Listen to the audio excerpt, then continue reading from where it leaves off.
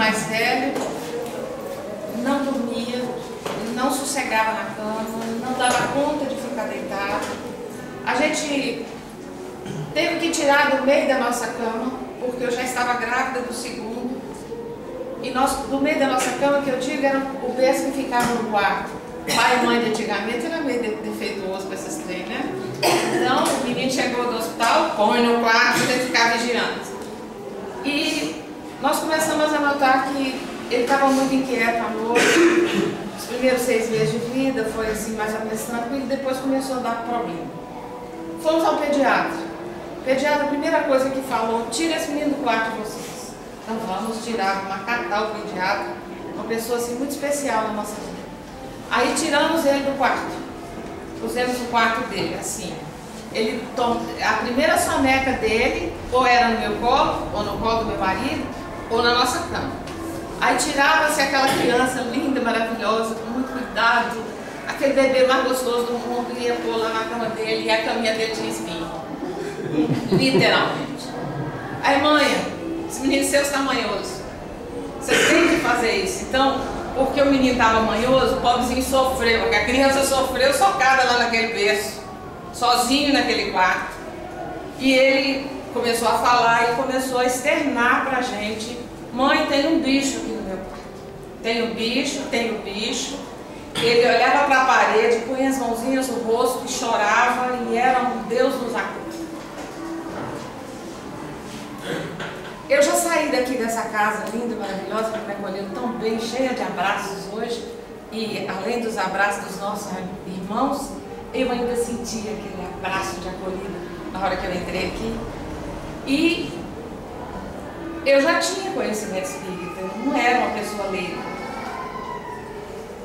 E eu falava para o meu marido: o que está havendo com essa criança? Nós não conseguimos tirar essa manhã dele. E aí veio o segundo filho. O pediatra falou assim: o outro já chega direto no quarto, hein? Nada de pôr no quarto de vocês. Aí já eram 2. Enfim, uma noite, era o princípio do mês de setembro e já estava calor lá em Teoflotone. Nós resolvemos colocar os meninos no carro para dar um passeio.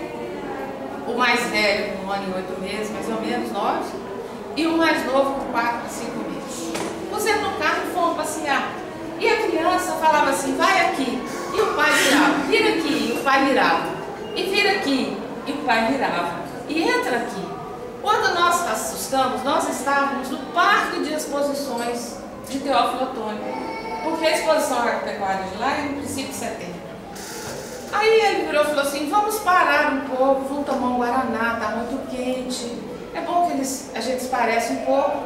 E nós, na hora que nós entramos no barzinho para tomar o guaraná, sai de dentro do barzinho uma companheira nossa espírita da casa em que frequentávamos em Teófilo Otoni, vidente, de uma personalidade muito interessante, uma pessoa assim muito amorosa conosco, muito trabalhadora. Quando ela bateu o olho, ela falou: meu Deus do céu, o que está havendo com a criança de vocês? Aí ela virou e falou assim: olha, tem uma entidade assim, assim, assim, assim, assim do lado dela. A entidade apresenta e seu filho está vendo. Olha, nós não havíamos ainda prestado atenção nessa circunstância. Seu filho está vendo. A entidade não apresenta a parte superior da cabeça. E está tudo exposto para a criança. A criança está vendo um homem, aí descreveu, negro, sem a parte superior da cabeça, e ele precisa de ajuda. Aí é que nós nos deparamos com um problema mais sério do que o que a gente pensava. Porque na realidade o que estava acontecendo é que nosso filho estava vendo aquela entidade.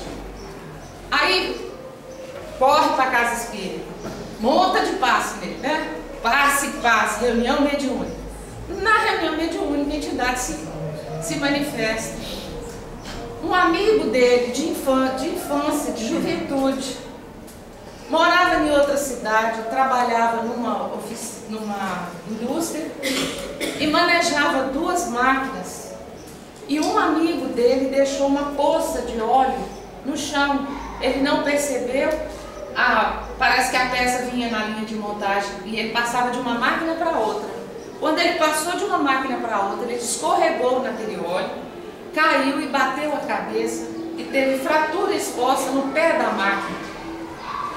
Ele queria que alguém contasse para ele por que é que ele não conseguia chegar perto da família, por que ele não tinha retomado a vida dele no momento em que ele desencarnou. Ele não sabia. E ele falava, eu não quero. O menininho chora quando ele me vê, mas foi a única pessoa que me viu. Foi a única pessoa que se mostrou, que viu, que eu consegui de alguma forma mostrar para ele. Aos poucos, o fenômeno em meu filho desapareceu. Até ver a primeira filha, que ela aí foi um caso pior ainda do que esse. Tem jeito? Uma criança de 3 anos sentar para você 3 horas da manhã na cama e falar comigo assim, eu não aguento mais, eu vou acabar com essa vida. Não é pior? Muito pior. E o mais interessante é que eu tomei aquele apavoramento, né? Eu já tinha que estar atenta e, como diz o mineirinho, coelha, né? Com os olhinhos abertos. E mãe é uma coisa, tudo igual. Tu apavora. Aí quando eu gritei esse aqui, eu falei com ele assim, ela falou que vai suicidar. O Gabriel, que é um companheiro pra lá de amado, que quando eu comecei a frequentar a casa de Célia Xavier, se mostrou as primeiras vezes na nossa reunião mediúnica. O Gabriel nos acompanhou, depois nós fomos perceber que era o mentor do nosso lar, virou para mim à noite e falou assim, ei, acorda, você não está vendo o que está acontecendo aí não? Eu assustei, ele falou assim, preste atenção. Ele disse para mim, o diálogo dele foi muito claro, eu ouvi muito claramente. Presta atenção, olha o que é que está vendo aí. Ela tinha incorporado 3 anos e meio. Como a gente não tem hábito e não se imagina que isso vai acontecer com a criança,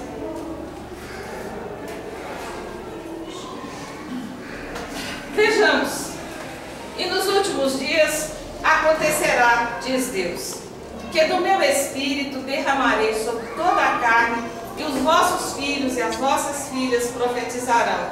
Os vossos jovens terão visões, e os vossos filhos sonharão sonhos. E também do meu espírito derramarei sobre os meus servos e minhas servas naqueles dias e profetizarão.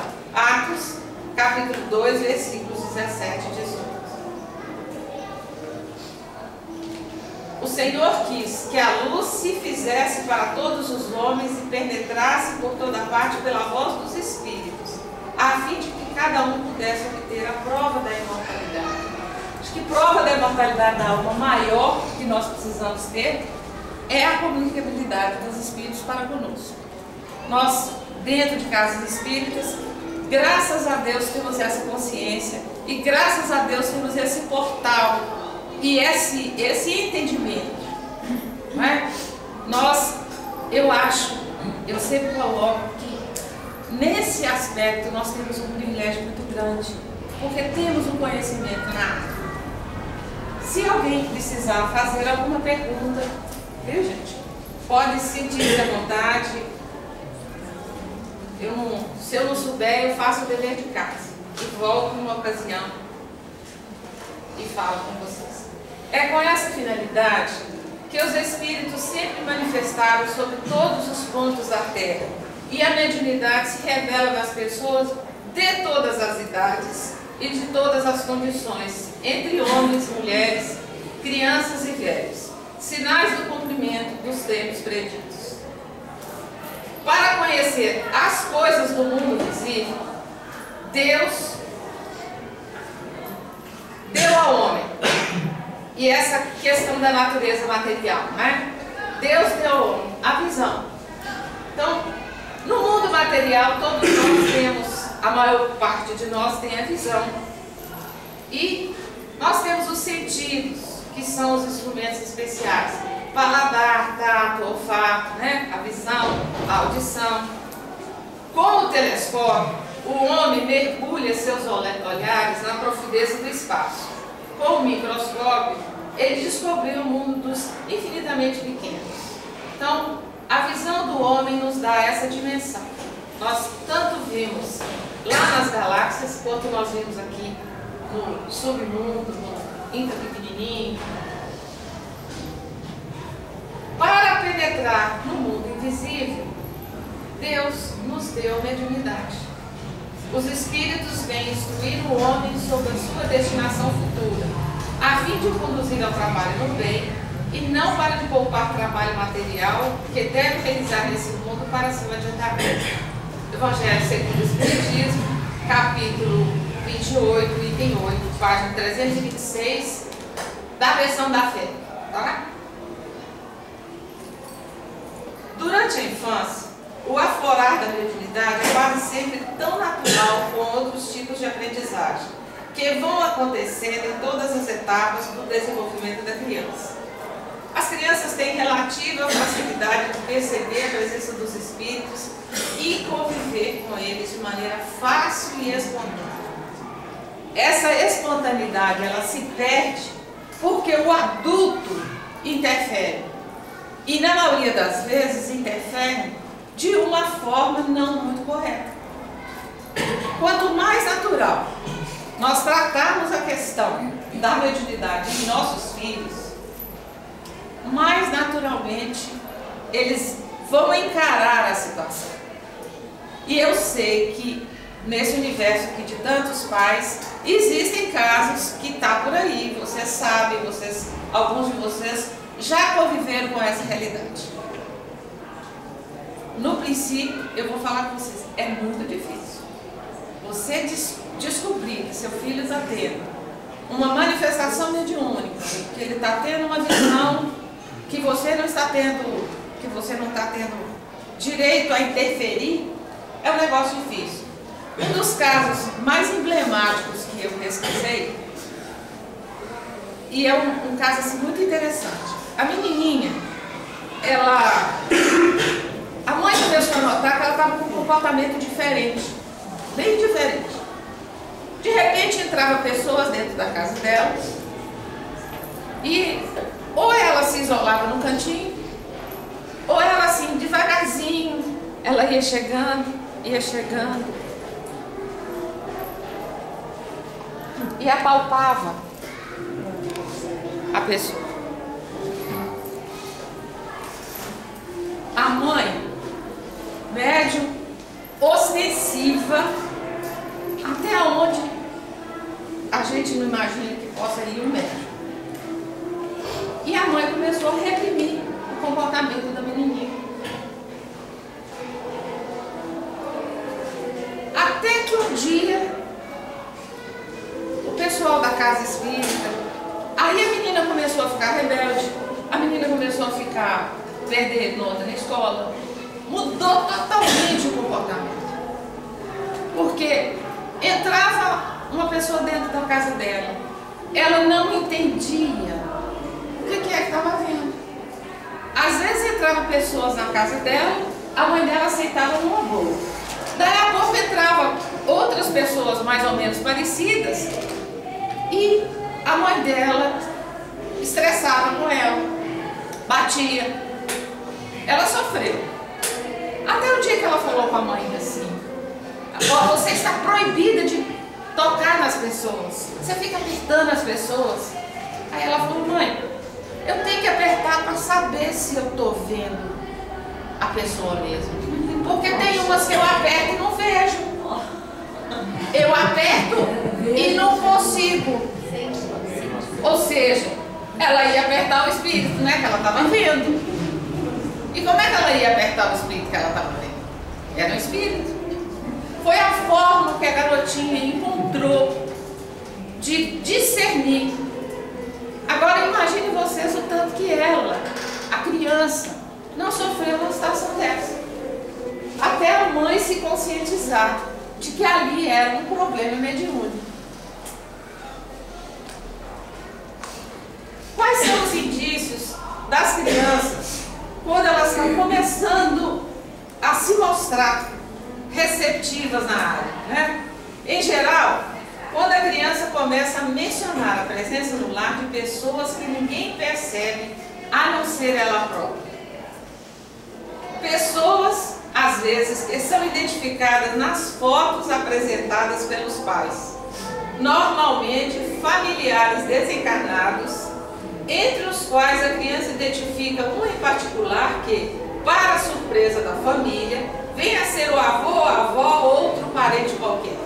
Essa citação está aqui porque o sobrinho neto de Roger identificou o avô, que havia morrido há muito tempo atrás, numa fotografia da família. Falou, esse aqui é meu avô fulano de tal. Aí a mãe, como é que você sabe? Aí ele veio me ver. Foi só poucas vezes que esse nosso sobrinho apresentou. Hoje ele já está com 10 anos, né? Já não tem mais nenhum indício. Mas até os 7 ele via o avô. Agnes, não significa que se ele era novo e teve essa visão, significa que quando ele crescer, tiver mais velho, vai ser continuar com a mediunidade dele? Aí nós vamos olhar por um outro ângulo. Pode ser e pode não ser. Por exemplo, no caso do nosso filho mais velho, agora, na idade adulta, ele dá palestra, ele é dirigente de reunião mediúnica, né? Ele já ajuda nessa parte, mas dizendo que ele é igualzinho uma porta hoje.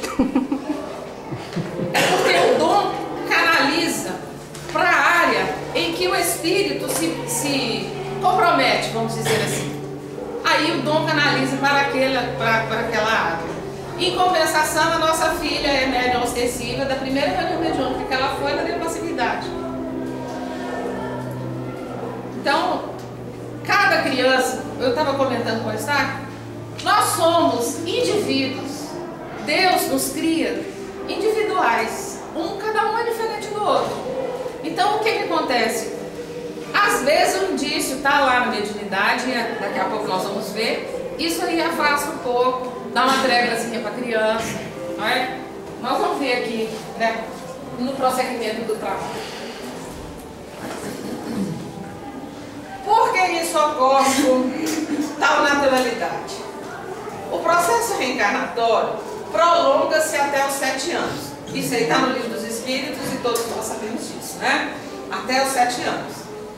Nesses primeiros anos, o espírito mantém vínculos bastante estreitos e mais ou menos intensos com o mundo espiritual, a sua pátria de origem. A presença dos espíritos amigos, do seu espírito protetor, é mais próxima no intuito de sustentá-lo nesse recomeço. Ei, precisa anotar, não? Não, eu estou anotando. Aqui, ó, tem meu e-mail, eu disponibilizo. Não, eu passo para você o trabalho todo. Eu adoro anotar. Não, mas eu posso passar. Quem quiser pode anotar o e-mail, né, gente? Eu passo o e-mail todo. É mania minha. Não, pode anotar, mas eu estou falando assim, é porque tem gente que não disponibiliza. E o que eu faço em doutrina espírita é público. Eu disponibilizo para qualquer um. Precisou, tá? Vai ser uma forma de... É mania minha. Não, mas pode. 25 anos de série. Aí, no Livro dos Espíritos fala que o processo encarnatório vai até os 7 anos. A partir dos 7 anos, esse mentor espiritual, o que acontece? O processo é assim. O mentor vai se afastando mais da criança. Não é isso? Ele começa a se afastar mais da criança para que a criança estabeleça e trabalhe e consiga arrumar o seu livre-arbítrio. O processo é esse.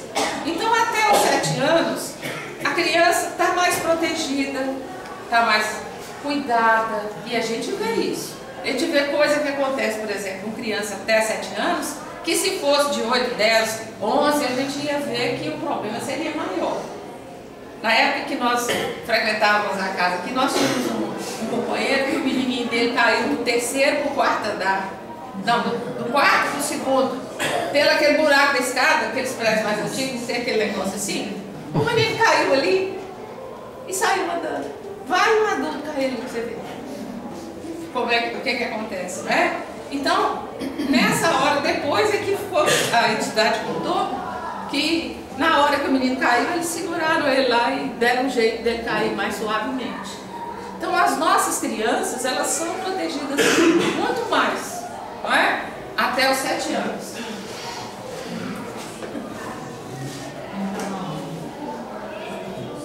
Durante esse período, o anjo da guarda e os demais espíritos interessados no sucesso do reencarnante vai estar mais a miúdo em contato com ele, lembrando-lhe durante o sono e pela inspiração o compromisso assumido e fortalecendo-o com palavras encorajadoras. Tais vínculos vão se enfraquecendo quanto mais transcorrem os anos. A partir do 7º ano da vida terrena, o espírito gradualmente se torna mais consciente das suas potencialidades e na adolescência o espírito retoma a natureza que lhe é própria e se mostra como tal. Livro dos Espíritos, 385. Nem todas as crianças que apresentem indícios de mediunidade terão compromisso nessa área na idade adulta. Aí a gente entra na questão mediúnica. Aí a gente caminha um pouquinho para a glândula pineal e começa a perceber qual é a função dessa glândula em nós seres humanos e na questão mediúnica. A ciência já comprovou que a glândula pineal ela tem uma atividade muito grande na primeira infância. Segundo a ciência, é a glândula que vai servir para frear a atividade sexual da criança. Então, até os 7 anos, essa glândula está em plena atividade, trabalhando nessa função. Olha como é perfeita a natureza. A partir daí, essa glândula devagar vai perdendo a função, vai entrando até ela se cristalizar, ou seja, ela endurece. Eu estou falando para leigos, é uma leiga falando. Se tiver alguém aqui que tenha mais conhecimento na área, que quiser falar sobre o assunto, sinta-se à vontade, tá? Eu estou passando para vocês da forma que eu entendi. Aí, a partir, na adolescência, essa glândula já está quase e totalmente cristalizada. Na fase adulta, a pineal é o quê? A pineal trabalha conosco no trabalho mediúnico. Então, a gente começa a ver a beleza da natureza, a sabedoria da natureza nesse aspecto. Só que algumas das crianças nossas, ao mesmo tempo em que essa glândula pineal freia as atividades sexuais, ela também tem um probleminha lá qualquer. E abre o canal de mediunidade. Ela abre ali para a criança. A gente não tem, eu pelo menos não sei ainda o porquê, mas acontece. Eu prefiro atribuir isso à questão da lei de causa e efeito, dos compromissos que o espírito tem na área, etc. e tal. Então, muitas crianças, depois em fase adulta, não querem nem ouvir falar na questão mediúnica, e por ele não ter, talvez, compromisso nessa área, aquilo passa tranquilamente. Chegou na fase adulta, ele é um adulto normal como qualquer outro. E que quer dizer que, às vezes, na infância, teve 1 milhão de amiguinhos imaginários. Nós vamos falar sobre ele também. Primeira coisa, o que se deve fazer? Quando a gente começa a perceber que algum filho nosso, alguma criança ligada à nossa família, tem um comportamento diferenciado que nos leve a perceber que possa ser algum problema mediúnico. Primeira coisa é procurar o recurso da medicina. A primeira coisa é recurso da medicina. Porque pode ser que a criança seja altamente estimulada por outros lados, não é? E ela tem um comportamento que possa levar a indicar que seja isso, mas pode ser um problema físico. Se for um problema físico, a medicina vai arrumar. E a primeira coisa que a gente tem que fazer é isso. E às vezes, o problema físico vem acentuado pelo problema espiritual. Depois, ao mesmo tempo, o filho de pai espírita, mãe espírita, não pode abrir os olhos e achar que é só uma questão de medicina e não buscar o recurso na nossa casa espírita. Porque nós temos recurso para várias coisas nessa área. Então, é importante que a gente faça os dois tratamentos. Não vão ficar como eu, não, que demorei um pouquinho, fui bem burrinha. Fui.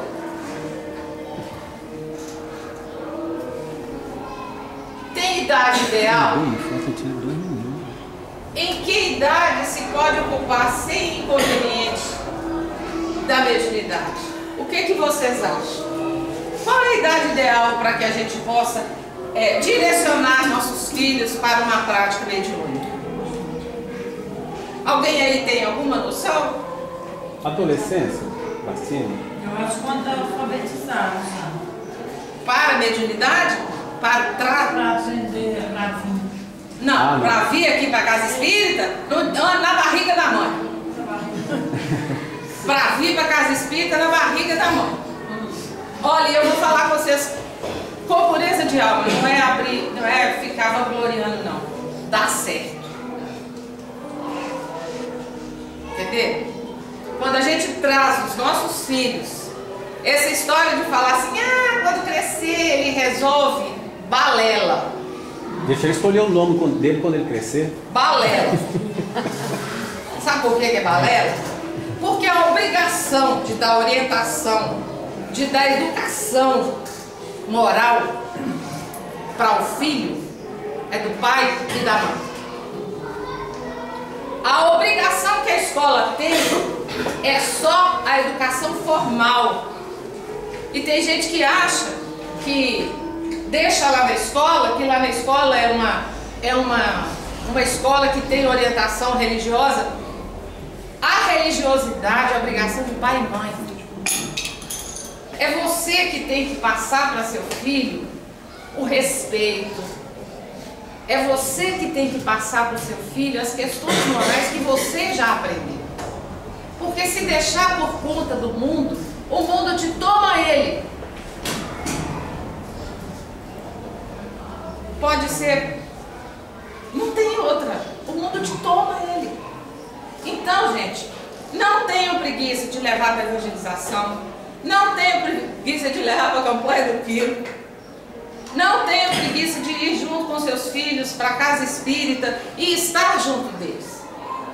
Lá em casa, quando os meninos eram pequenos, eu vou falar com vocês da minha experiência. Quando os meninos eram pequenos, enquanto os filhos do vizinho, dos vizinhos, estavam nas piscinas pelos domingos de manhã, porque lá a evangelização era domingo de manhã, os meus iam. Você vai, fulano? Mas tem que me levar para José. Lá era o seguinte, nós frequentávamos a casa de Joaquim em Portugal, mas os meninos eram evangelizados no José Gleba, outra casa. Aí o pessoal achou ruim comigo, na minha casa. Mas por que você está levando os meninos para ser evangelizados lá? Eu falei, vou falar. Seguinte, o José criou uma turma só para filhos de pais espíritas. É ali que eu quero meus filhos. Aquela turminha foi criada só para filhos de pais espíritas. Porque eram meninos que já tinham conhecimento espírita, que já tinham uma noção, que já sabiam da porção de coisa. E as outras crianças vinham, a maioria das vezes, crianças carentes que precisavam de ter outras noções que os nossos filhos já tinham. Se a gente misturasse as duas turmas, os nossos filhos iam se desinteressar. Então, sabiamente, a Casa Espírita colocou uma turma só para filhos de pais espíritas. Foi ótimo. Aos poucos, os meninos que iam da outra turma, que eles iam avançando em conhecimento, eles passavam a frequentar as mesmas turmas. E deu certo. Era sobre livre e espontânea pressão. Mas eles iam. Aí sim, saía de lá da evangelização, eles tinham o direito de ir passar o resto do dia no clube. Ficava o resto do dia no clube. Mas primeiro, a obrigação era longa.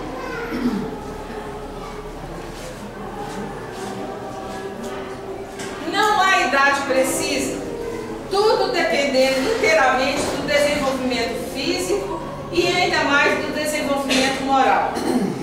Há crianças de 12 anos a quem tal coisa afetará menos do que algumas pessoas já feitas. Falo da mediunidade em geral. Porém, a de efeito físico é mais fatigante para o corpo. A de escrita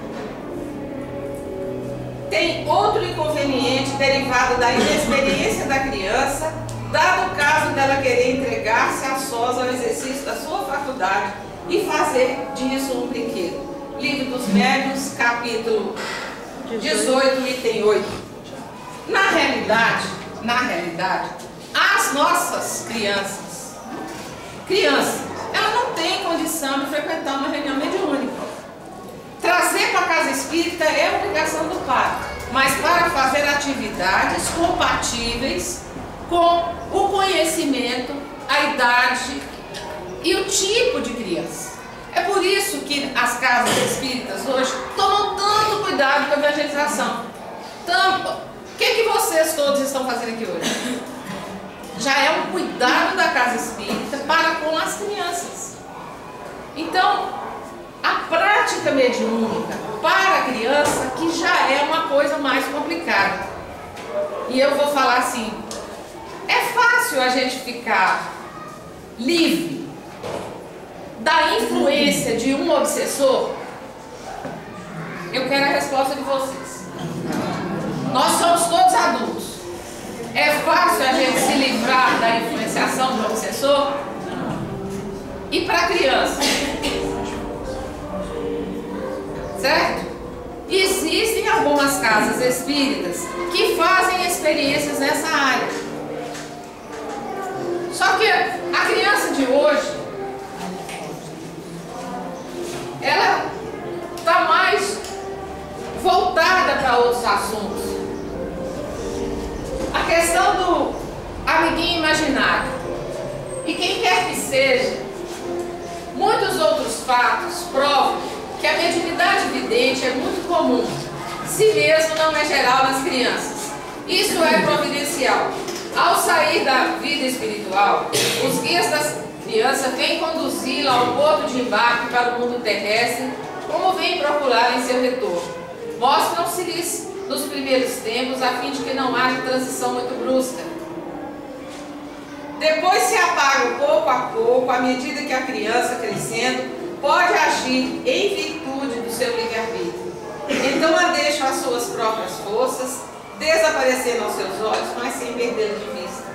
Kardec, Revista Espírita, Mediunidade Vidente nas Crianças, setembro de 1866. Então aí a gente está vendo que a questão do amigo imaginário não é uma questão de agora que a doutrina espírita está se preocupando. Kardec já normatizou isso aí, já começou a falar sobre o assunto. Cerca de 15 a 30% das crianças entre 3 e 10 anos têm companheiros imaginários. Eles surgem na vida da criança depois de 2 anos e meio de idade e saem quando a criança vai para a escola. A pessoa imaginária parece real com a criança, que fala e brinca com ela. Um caso interessante que a gente pode citar, porque a pessoa me autorizou a citar, foi o caso do Divaldo com um amigo dele que chamava Jaguaraçu. Divaldo com Jaguaraçu era muito interessante, porque ele brincava e Jaguaraçu ensinava para ele brincadeiras diferentes e ele ia para a escola e chegava lá na escola, ensinava para os amiguinhos as brincadeiras que o Jaguaraçu ensinava para ele, e os meninos queriam, apertavam ele para contar como é que ele tinha aprendido e ele não podia falar, porque aquela época era muito pior do que hoje. E ele me mandou uma cartinha e ele dizia o seguinte: que à medida que ele foi crescendo, o Jabaraçu cresceu com ele. Depois, mais tarde, o Jabaraçu encarnou, ele identificou o Jabaraçu encarnado, e o Jabaraçu já com outro nome, e o Jabaraçu já retornou à parte espiritual, e o Divaldo ainda está aí trabalhando. Então, a gente vê que eles existem em nossas vidas. E quanto mais solitária for a criança, mais amiguinho imaginário ela tem. Porque as entidades se mostram para eles, para as crianças. Eu demorei um pouco para perceber a questão da mediunidade na infância. E eu brinco porque eu fui muito burrinha. Mas quando eu era menina, nós morávamos em Ubá. O papai era de lá e a minha avó estava muito doente. Então o papai mudou de São José do Rio Preto, do estado de São Paulo. Nós voltamos para Ubá para ele estar presente perto da mãe nos últimos tempos dela. E a vovó, tadinha, ela tinha assim problemas sérios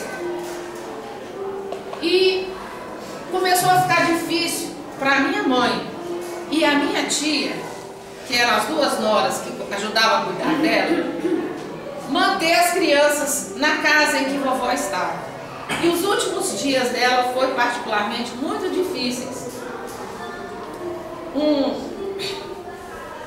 Eles optaram por deixar as crianças dormindo em seus lares. E a mamãe falava comigo e com meu irmão: vocês podem dormir tranquilos, que o garoto do mato vem tomar conta de vocês. E a minha mãe saía e eu dormia tranquila. E às vezes à noite eu acordava e eu me lembro muito bem de ter a sensação de ter uma criança no meu quarto jogando bolinha de gude. Naquela época, meu irmão e eu, nós éramos pequenos, a gente tinha um quarto com duas camas. Ele dormia numa cama e eu na outra.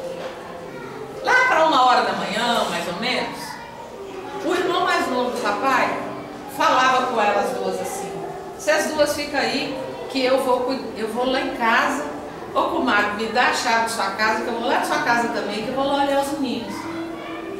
E um dia ele chegou lá e escorregou nas bolinhas de gude.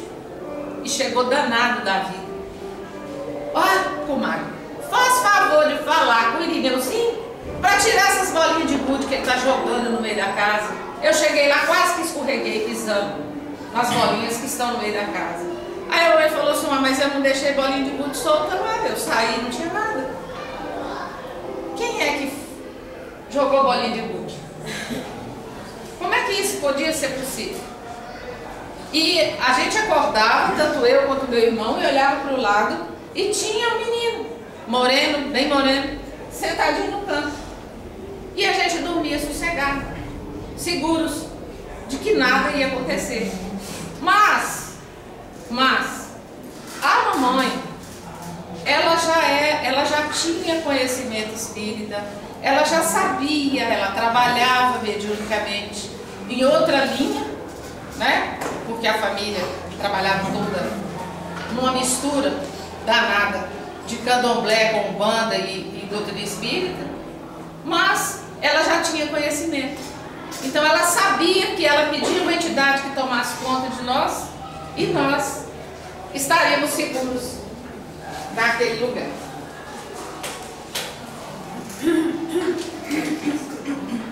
Pode-se observar que a mediunidade, embora plena em sua essência, não é, no entanto, quanto à sua natureza. Assim a gente destaca a mediunidade própria ou natural, a de prova ou de trabalho, a de expiação e a de lição. Eu, particularmente, não gosto do termo desenvolvimento da mediunidade. Tá? Aí quem gosta, sinta-se à vontade, eu não gosto. Porque eu considero, à medida que eu fui estudando, à medida que eu fui aprofundando mais no assunto, que a mediunidade não é uma coisa que se desenvolve. Eu acho que a mediunidade é uma coisa que se educa. Porque você já vem, quando você encarna, com um arcabouço preparado para o mediúnico. Você vem pronto nessa área. Só que você precisa educar essa tendência, você precisa educar esse dom. Antigamente era assim, a pessoa chegava obsediada numa casa espírita, ela entrava lá, já vinha parada por 4, 5, o povo matava a pessoa de tudo quanto é jeito, porque não se tinha percepção de como fazer, de como usar esse dom. Hoje em dia, como nós já estamos, graças a Deus, quase todos educados nessa área, não é? Não há mais necessidade dessa prática. E antigamente era assim, para de tomar remédio que nós vamos resolver o problema aqui. Não é por aí. Se você vem a uma casa espírita com algum tipo de medicação para auxiliar você no seu problema físico, você continue com ele. A casa espírita vai te auxiliar no problema espiritual. E o remédio para o problema espiritual não é físico. Certo? A gente sabe disso. Então,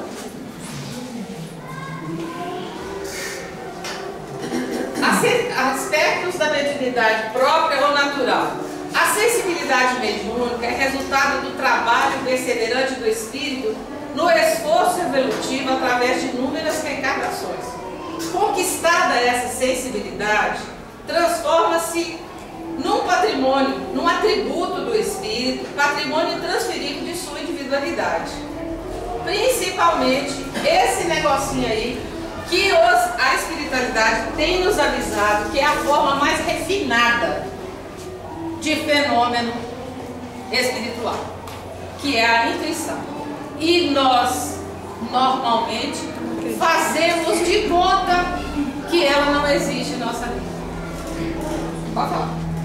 Muito interessante na intuição é uma questão de posicionamento dos espíritos em nosso balcão. Porque, na verdade, assim como está no Evangelho do Espiritismo, aquela passagem do espírito de Tobias, né, o anjo de Tobias, que ele estava ali do lado, intuindo, mas sem aparecer, de forma tal que não influenciasse no livre-arbítrio da pessoa. Mas normalmente eles avisam. Normalmente eles avisam. E avisam de uma forma assim muito clara. A gente é que não dá valor. Eu falo com vocês assim, comigo, lá vou eu contar o caso. Nós estávamos indo para São José do Rio Preto num casamento de uma prima. Papai meteu o pé no freio assim, virou e falou assim, estava dentro do carro. Meu marido, meus 2 filhos, nessa época eu tinha 2 só. Hoje eu tenho 4, graças a Deus. Meu marido, meus 2 filhos, meu pai, minha mãe e meu sobrinho. Naquela época eu podia mutuar aquele tanto de gente no carro, não sabia o que era. Então estava nós 4 atrás, esse aqui dormiu. Aí tinha um menino aqui, outro aqui, na frente tinha minha mãe, meu sobrinho e meu pai. Ele meteu o pé no freio e falou assim, eu não estou gostando do freio desse carro não. Eu falei com ele, para. Ele pegou, não parou. Aí eu passei por aquele cochilinho e vi o nosso carro batido lá na frente. Na frente do carro tinha um patrulheiro rodoviário fazendo assim. E eu fiquei calado. Eu virei pro canto e fui rezar. Olha que burra. Eu tinha que ter falado, papai, presta atenção que eu acabei de ter uma visão assim. Foi um aviso. Eu estava assim naquela modorna, aquilo que a gente chama em doutrina espírita de estado de vigília. Eu não percebi. Aí depois que bateu, pode falar. Quando a gente, por exemplo, tem tudo isso, e a gente faz e depois às vezes acontece. Não é tão grave, não acontece. A gente previne as pessoas. Por exemplo, na própria família, mesmo dentro de nossa, né? E eles não dão valor. Aí você fala, eu não falei? Totalmente desmoralizado. Eu, às vezes, eu acho que não tenho, assim, seduções de espírito. Eu acho que o meu medo, eu que às vezes sou muito assim, apreensivo? Não aquela. Aí eu sou castigado, sou muito castigado, eu acho que no meu próprio espírito, porque eu não sou persistente, eu pego e falo, olha, apesar que eu veio na minha família, né? Eu passei muitas vezes, eu não deixo, eu aviso tempo, mas às vezes tem gente que acha um pouco que eu sou, mas eu acho que é o meu mesmo. Porque olha que eu, puxa vida, ninguém dá, né? Às vezes eu sou. Né? Mas sabe o que é? É porque às vezes a gente fala e a pessoa não dá ouvido. E já teve muitas passagens. Aí você fala, a pessoa não dá ouvido. Passagem mesmo. Não é assim? Aí você fala, a pessoa não dá ouvido, acontece. Aí é a hora de você falar, eu falei, você não quis ouvir. Mas às vezes, até pra gente, essa questão do eu falei, fica até cruel da nossa parte. Porque a própria pessoa percebe que a gente falou, avisou, alertou e ela não deu ouvido.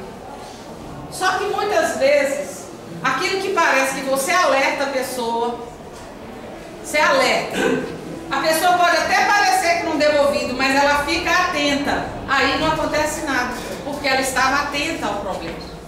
Então a obrigação nossa, desde que seja uma coisa razoável, a obrigação nossa é falar. Porque pelo menos a gente vai ter ajudado a pessoa. É claro que a gente não vai chegar falando com todo mundo que não nos conhece, vai pensar até que a gente é doido. Se aborda um cara no meio da rua e falou, fulano, não atravessa e não vai cair uma melancia na sua cabeça. Não é assim? Não é, ué. Então você tem que ter critério. A gente mesmo faz o que ele faz. Ele sabe, ele acha que é coisa dele. Ele próprio se vigia para que a gente não deixe acontecer alguma coisa que possa fugir, né, do nosso controle. Aspectos da mediunidade de trabalho ou prova. A sensibilidade mediúnica é concedida ao médium como uma oportunidade de trabalho.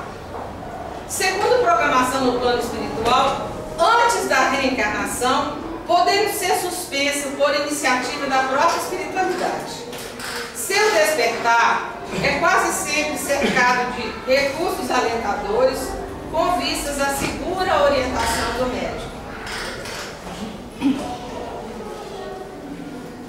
A sensibilidade mediúnica, no caso da expiação, né? A sensibilidade mediúnica é imposta ao médium para reajustes necessários determinados por seus atos menos dignos do passado e de pouco. Pelo seu caráter expiatório, pode cercar-se de determinados sofrimentos físico-psíquicos que serão amenizados ou mesmo eliminados pela perseverança do seu portador no trabalho mediúnico dentro da seara cristã. Essa fotografia linda que está aí é da Ivone Amaral Pereira. A Ivone tinha 29 dias quando ela teve, 29 dias, quando ela teve um episódio de catalepsia. Ela morreu, o farmacêutico atestou que estava morta, o médico da vizinhança atestou que estava morta, a mãe dela vestiu uma roupinha para enterrar, estavam esperando o caixãozinho branco daquela época, né, chegar para poder colocar o corpinho da Ivone. E a mãe dela saiu do recinto onde estava ela e foi para o quarto fazer uma prece. Quando a mãe fez a prece, ela voltou. 29 dias, já um fenômeno espiritual. Então, a gente vê que não tem idade para essa manifestação ocorrer na nossa vida. Eu tenho um caso da criança com 4 meses de idade já ter sido identificado como incorporação. O obsessor incorporou na criança aos 4 meses. A criança não tinha trégua, chorava 24 horas. Até um tio-avô chegar perto, perceber a situação, ministrou um passe na criança, a criança dormiu. Quando a criança dormiu, foi que ele foi ter condições de chamar a família a abordar e tocar num assunto muito delicado. E a dona Ivone, ao longo da vida dela, veio só tendo esses problemas. Ela teve, parece que de catalepsia, uns 5 episódios comprovados, parece. de às vezes demorar de chegar a ter o odor do corpo em decomposição, né? No caso, existem alguns casos, né, que o corpo ele entra numa fase de dormência, né, que ela começa a exalar odores que não...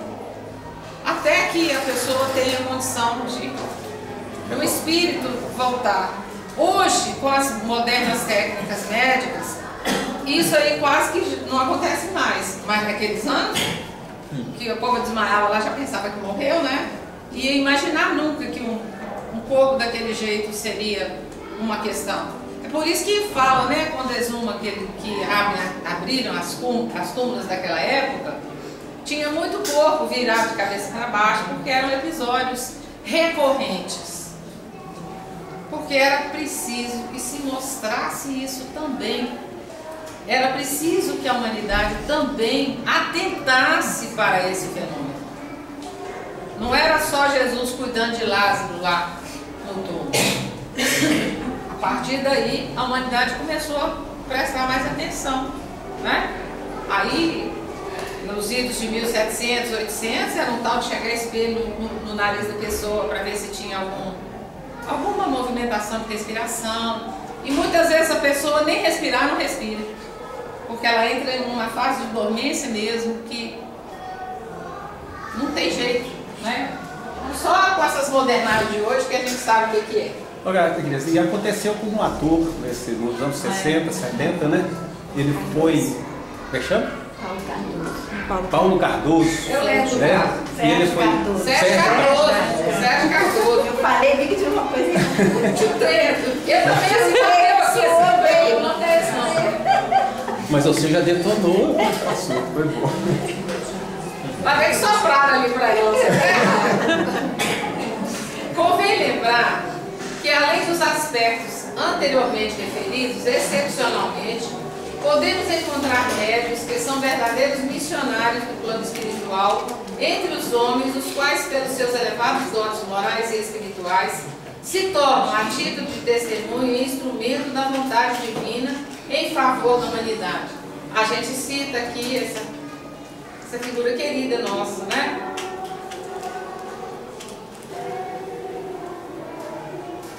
Aí, como que a casa espírita vai direcionar quando pai e mãe chegam na casa espírita com problemas nessa área, né? O que fazer?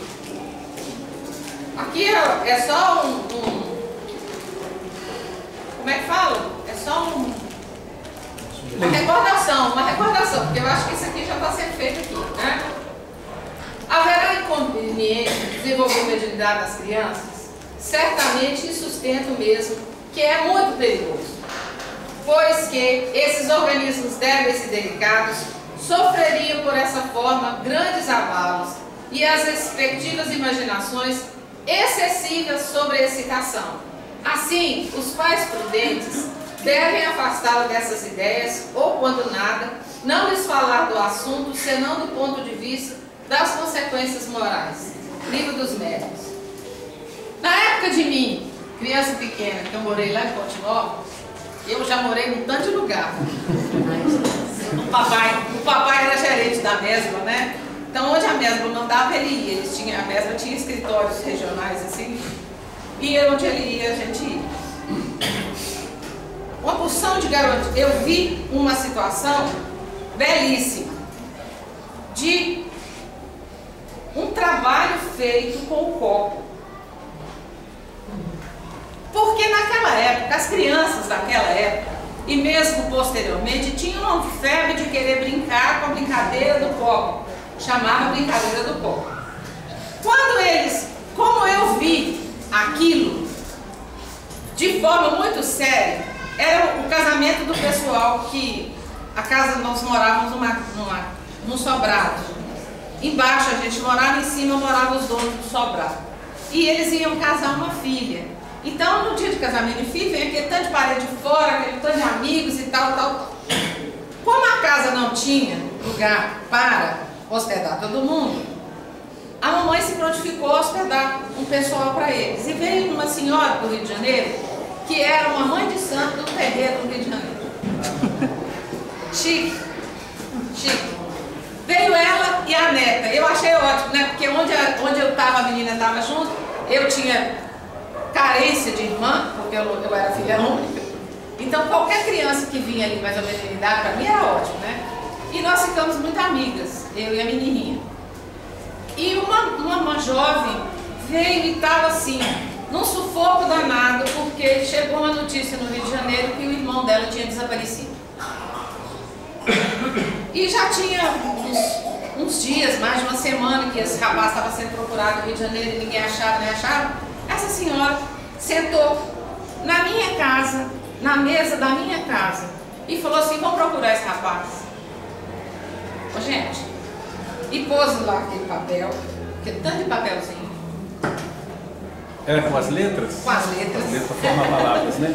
Botou aquele tanto de papelzinho com as letras, uma porção de letras. Botou um alfabeto de tanto de vez, assim. Uns pedacinhos de papel assim. E botou um copo emborcado de cabeça para baixo, igual esse aqui, em cima da mesa. E botou o dedo em cima do copo. Ela pôs o dedo em cima do copo. Aí ela fez lá uma prece. E daí a pouco o dedo dessa mulher não parava quieta. E a outra que estava do lado só foi anotando as letras que foram saindo. Ela achou onde o corpo do rapaz estava. O rapaz saiu, se engraçou com a moça tinha um namorado, o namorado matou ele, jogou na Lagoa Rodrigo de Freitas, num local lá, com um peso, e o rapaz sumiu. Aí essa senhora, com esse negócio lá, e eu fiquei fascinada. E o detalhe, que a minha mãe não me deixou ir. Mas menina, o negócio que eu ficava olhando assim, deu uma da Greta. Eu ficava olhando de cantinho assim, ó. Enquanto eu não vi tudo, eu não sosseguei. Aí quando ela percebeu que eu estava muito interessada, ela sabiamente me puxou e me sentou lá perto. Eu tinha uns 10 anos. Nunca quis participar da brincadeira de copo. Nunca deixei. E todo mundo fazia, vem Agnes, eu não fui. Porque eu vi a seriedade do trabalho ali naquele momento.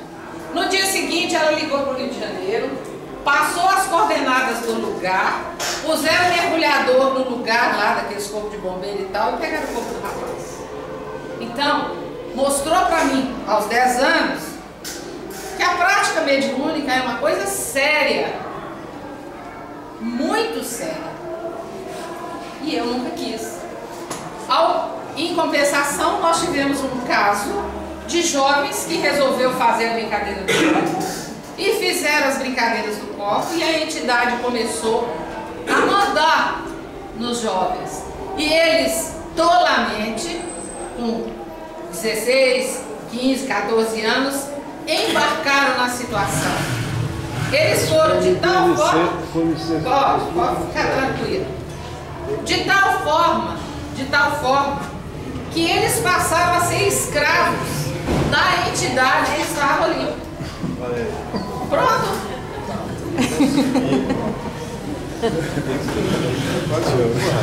Aí, aquela entidade que estava ali começou a dar ordem a esses meninos. Depois, ela chegou numa situação que ela exigiu, estava ali na brincadeira do copo, que um deles desse passividade para ela. E eles permitiram. Tudo adolescente, no Huawei, né? Eles permitiram. Quando a coisa começou a fugir do controle, um deles atentou que ali tinha alguma coisa errada, porque eles já estavam mexendo com droga. Olha até onde foi. Todos eles já tinham se envolvido com droga. Um deles teve a percepção de chamar o tio. Ô tio, pelo amor de Deus, vem cá, me ajuda, que aqui tem alguma coisa errada. Foi que o tio sentou com todos eles, conversou, explicou, falou, e haja trabalho na reunião mediúnica para poder desfazer essa confusão. Então, existem dois lados da moeda. E a criança, ela tem que ser orientada aqui dentro da casa justamente por isso. Porque as nossas crianças e adolescentes de hoje, elas estão preocupadas, como é que elas vivem os dias de hoje? Com o que elas estão mais preocupadas hoje? Os nossos jovens. Beleza. Hoje é a febre do iPad, do iPod, se pode, se não pode, não é? Eles não estão preocupados, eles estão preocupados. A maior preocupação do jovem de hoje é na questão do futuro, não é? É passar no vestibular. A maioria é assim. O que eles frequentam, como é que eles vão? Aqui, em Minas Gerais, eles vão para forró. Nos outros estados, eles vão para balada, não é isso? Dificilmente o jovem nessa faixa, ele tem condição de assumir um compromisso sério e perseverante que a prática mediúnica requer. Hoje, quando eles são mais sérios, né, eles estão preocupados com o vestibular, porque eles precisam alcançar a meta proposta de trabalho. E mesmo passando o vestibular e fazendo curso superior, o mundo hoje está exigindo mais do jovem. Então, consequentemente, você põe o jovem na reunião mediúnica, se ele não tiver perseverança, vai ser igual quando a gente era pequeno e que via um formigueiro. Qual era o primeiro cuidado quando a gente via um formigueiro? Eu estou falando daqueles meninos arteiros, viu? Ele fazia o quê? Ele pegava uma varinha, ia cutucar o formigueiro, né? Para ver as formiguinhas saírem. Mas a gente tinha que ter o cuidado de cutucar o formigueiro com a vara comprida. Porque se você cutuca o formigueiro com vara curta, não é isso? A formiga vem em cima da gente. É um exemplo da prática mediúnica. Você começa uma prática mediúnica e depois não dá seguimento, porque a vida te mostra outros caminhos e etc., você estará cutucando o formigueiro com vara curta. Porque as entidades espirituais que até então você havia conseguido se manter um pouquinho dissimulado, afastado delas, elas vão saber te encontrar. É por isso que muita gente vem para a reunião mediúnica, vem para a casa espírita e depois não dá seguimento ao trabalho, porque trabalhar mediunicamente requer trabalho da nossa parte, requer seriedade, construção, muito sacrifício, não é isso? Esforço nosso da nossa parte para melhorar e dá trabalho ser médium. Aí a pessoa não quer trabalho, então ela começa e depois larga para lá. Não largar para lá, depois o povo lá fora fala, tá vendo? Foi mexer com o doutrina espírita, piorou. É por isso. A piora que eles atribuem é a falta de perseverança do ser humano em dar seguimento a um trabalho que ela se prontificou a começar. Por isso que as casas espíritas, quando cercam de cuidados a prática mediúnica, quando cerceiam, não é, essa prática, a prática realmente só pode ser exercida com seriedade. Se você olhar a prática mediúnica levianamente, esse negócio não dá certo. E não precisa ser só na casa espírita, é a prática mediúnica geral. Porque não somos só nós espíritas os detentores dessa condição. É geral. Bom, os jovens não terão condição de assiduidade e persistência devido à própria junção da vida moderna. O adolescente encontraria grande dificuldade em realizar uma mudança de hábitos, de conduta, de ambiente, mudança essa que implicaria, inclusive, em buscar novas companhias. Significa dizer, começar a promover gradualmente a sua transformação moral que o exercício da mediunidade requer. Para que o médium adquira resistência quanto aos assédios dos espíritos malfazejos, sempre interessados em criar obstáculos ao progresso espiritual das criaturas. A prática mediúnica é todo um despertar para uma nova realidade que traz satisfação interior, porém exige, para alcançar esse estágio, uma dedicação e empenho constantes. Recomendação para os pais: integração às atividades doutrinárias da casa espírita, energização pelo passe, água fluida e oração, mudança na conduta diária do lar, elevação do padrão vibracional, bons livros, bons filmes, comportamento mental condizente, Estudos espíritas do Evangelho. Acompanhamento das crianças à cabine de passes. Reunião mediúnica somente se tiver em condição para tal. Por que acompanhamento da criança na cabine de passe? Porque olha só, vai uma criança de 2, 3 anos tomar um passe. Chega lá, tá vendo uma pessoa sacudindo lá na frente dele. Ele vai entender? Põe o bichinho lá sozinho, vai querer que o menino fique lá? Não fica. Então, é por isso que o pai e a mãe precisam estar junto da criança. Aos poucos, eles fazem fila e vão sozinhos, porque eles percebem o benefício que eles recebem.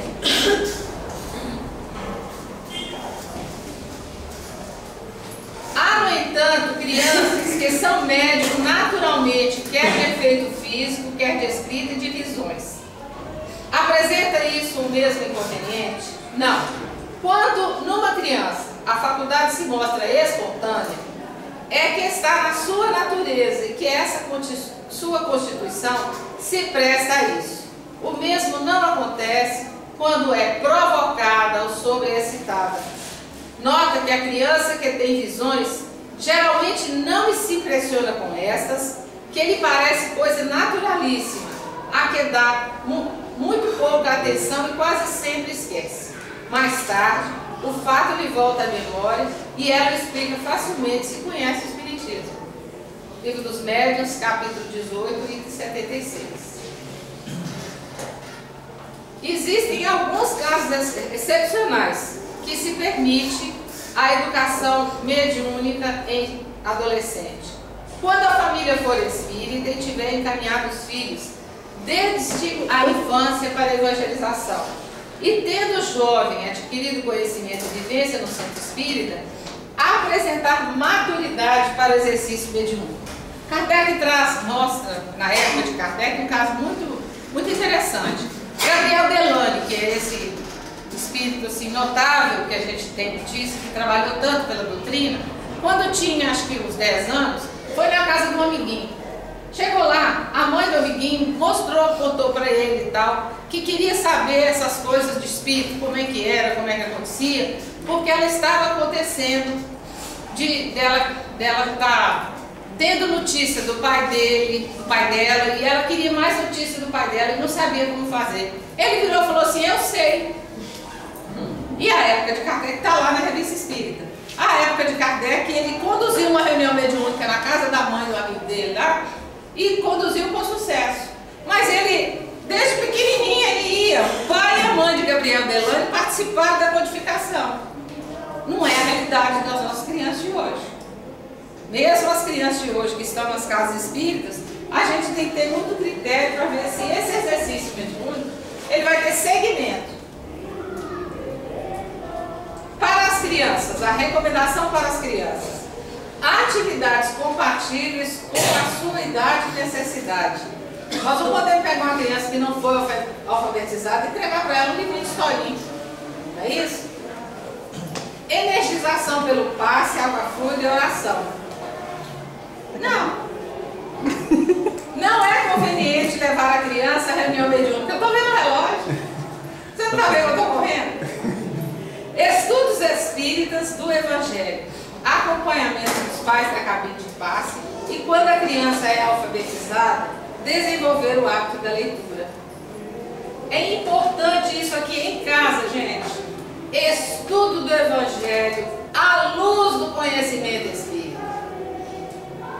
Olha aqui, não é só e unicamente estudar o Evangelho. Esse Evangelho ele tem que ser estudado à luz do conhecimento espírita, para dar à criança segurança de que o que ela está aprendendo em casa também é compatível com o que ela apresenta na casa espírita. Porque se você dá em casa uma outra orientação e aqui tem uma, bagunça a cabecinha. Infelizmente, alguns pais se eximem da obrigação de levar os filhos à casa espírita para eles serem evangelizados, e lá na frente um tio, uma tia carrega para outro segmento religioso, aí o angu começa. Porque dentro de casa tem uma prática, uma vivência, e lá fora é outra.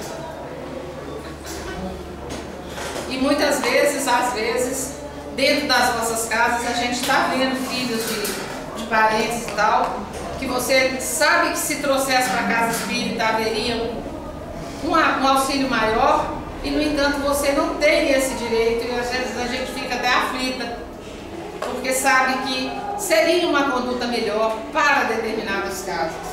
Mas como tudo tem que se prevalecer o bom senso, não é? É importante que a gente tenha dentro de nós a convicção de que nossas crianças são nossos maiores tesouros. E como todos os tesouros, a gente tem que zelar muito por eles. Que Jesus possa nos amparar, proteger e dar a todos nós uma condição de conduzir nossas crianças e auxiliar nossas crianças para que essa prática mediúnica delas seja uma coisa confortável e sem nenhum embaraço e sem nenhum trauma, para que sejam médiuns organizados e responsáveis quando em fase adulta essa mesma glândula pineal começar as suas atividades no trabalho que envolve a mediunidade. Muita paz a todos, que Jesus nos ampare e nos proteja. Muito obrigada pelo convite e eu estou à disposição.